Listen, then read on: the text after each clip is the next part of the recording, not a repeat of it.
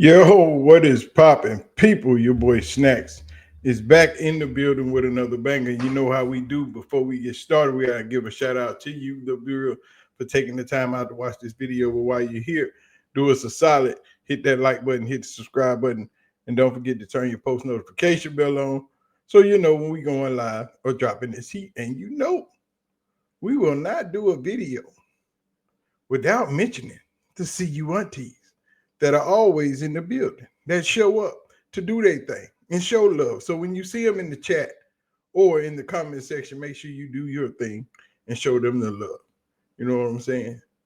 So, coach, the quarterback coach, Bill Musgrave, has entered the chat and stood on the podium and gave us some interesting comments about these young quarterbacks. You don't want to talk about it?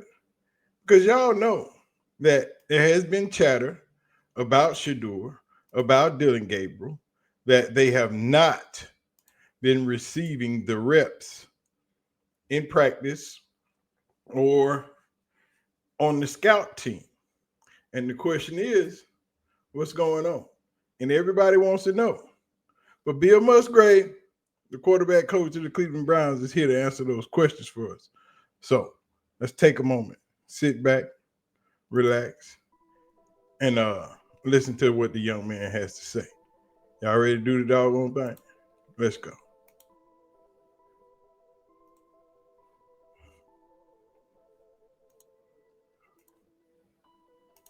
Guys in that room, Dylan and Shedeur, kind of handled that transition to something they're not familiar with, which is not getting the reps maybe they'd be used to. That is so true what you said. Neither of these guys have ever not been the guy. And that happens a lot with guys who enter the NFL. They've been the starters their whole lives. And so there's a transition there. And for the first week, they did a nice job. They immersed themselves, both of them, in the game plan. Did a lot of drill work on the side, both before and after practice. And then they get some scout team reps so they can get some balls airborne and make sure that they're staying in sync, of course, because really Dylan being one play away and Shedeur being 2 plays away.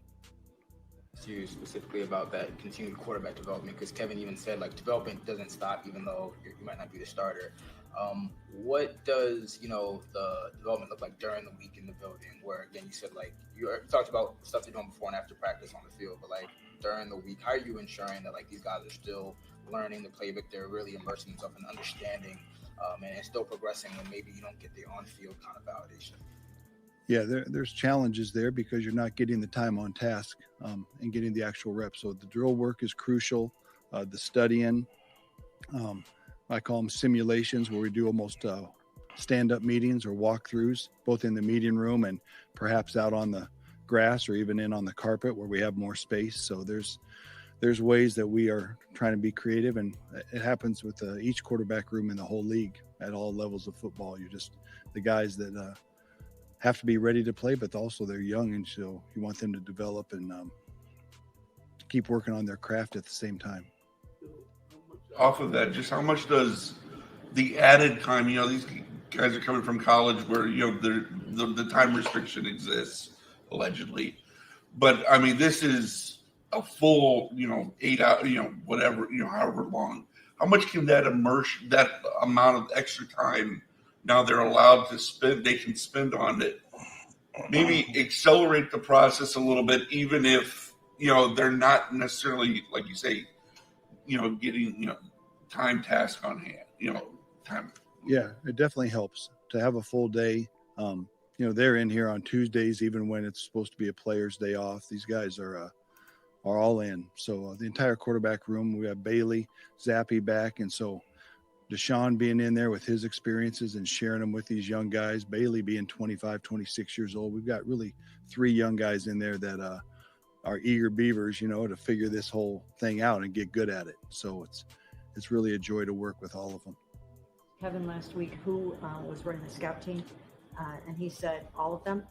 And so my question about that is, how beneficial is it for those young guys to go up against the first team defense and all of them having a chance to run scout? Oh, it's all good. It's all good.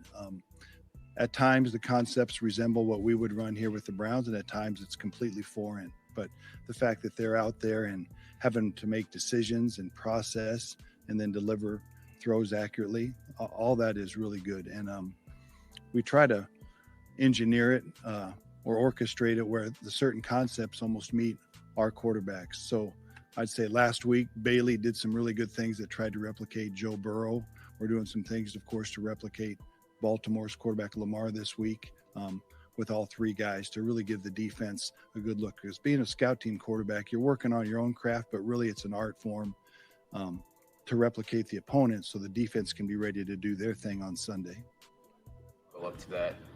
Normally, like for teams, so would it only be like one specific quarterback week to week that handles scout team, or are you maybe approaching this differently because you have so many young quarterbacks that are in that backup role? Yeah, I'd say it's a little bit different, and it's exciting because those guys do take pride in getting the defense ready. They want to do a good job of replicating the opponent's offense, and at the same time, they want to try to relate any play that they get to our game plan for that week too, so they can feel like they can get a little double duty there. Maybe a receiver handle maybe the mobility aspect of Lamar this week, or just the quarterbacks that? Well, the quarterbacks are trying to do their best, as we know. Tough to replicate that character. Yeah, I think every team that plays Baltimore is in the same boat. You just got to brace for impact on game day. Get that run game operating the way you guys want. For a quarterback specifically, Joe, you guys are able to get things going, especially with Clint John back in the mix. How does that open things up for the quarterback? How does that then accentuate the offense that you guys want to put out there on a field? Yeah, I think in theory, the better a team runs the ball, the more that the defense probably plays more single safety coverage, which is much more fun to throw for a quarterback. The seams are open for business. It's one-on-one on the outside. Guys can enter the secondary unencumbered. The run game does a lot for the passing game and vice versa. So we're hoping to be a complementary offense and be balanced. And I think running the ball will be crucial to that. I know we did a nice job at times the other day. And like Kevin has said, looking for more of that going forward. And there you have it, ladies and gentlemen. Now you know the truth. All three have been repping the scout team. Some repped it last week. Now they're once again repping it this week. And Bill Musgrave is a good quarterbacks coach. He was an excellent quarterback coach and OC at the University of Alabama up under Nick Saban. He is one of the best in the game, but that still doesn't tell the whole story. No quarterback that has played in the NFL, practice is only practice. The only way that you get better as a quarterback in the NFL is playing the game. No matter the amount of practice, no matter the amount of virtual practice you get, you only get better by learning your playbook and getting into an actual live game on Sunday, Thursday, Monday. That is the only way that you get better as an NFL quarterback. You can do all the studying you want. You can know everything, but nothing is compared to having a 285-pound defensive end running full speed at your face. Nothing is better than that. No experience is better than that. Experience is the best teacher, and you can learn on the job. Quarterbacks get better year after year, month after month, but you have to play the game to improve. And the question is, when would Dylan Gabriel or Shedeur Sanders see the field for the Cleveland Browns, and how will they get better? Good on Bill Musgrave for clearing that air. We don't know how much of it is true and how much of it is smoke, just to keep some of this heat down, because the temperature is rising in the fan base. They want to know, when are we going to see these two young quarterbacks? When do we get to see what you've drafted touch the field? Because that fan base yet and still don't trust Kevin Stefanski. They have yet to see them bring a quarterback to promise. That hasn't happened in his era, in his 6 years as a Browns head coach. The fans are getting eager. Those cheers, once again, are starting to get louder. So Kevin Stefanski and Andrew Berry better figure it out, and they better figure it out quickly, because the Browns' home opener didn't even sell out. First game in 10 years.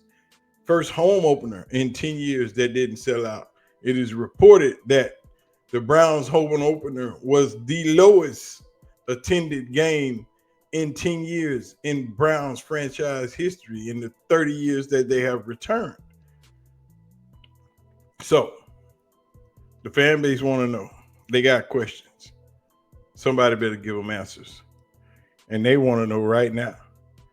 Question is, will we see it today or will we see it 2 weeks from now? The question still remains when. But that's it for me, man. I'm going to holler at y'all. Y'all get out of here. Don't forget to leave your comments down in the comment section. Do not forget to hit the like button and hit the subscribe button. I'm out of here. I'm going to holler at y'all. Peace.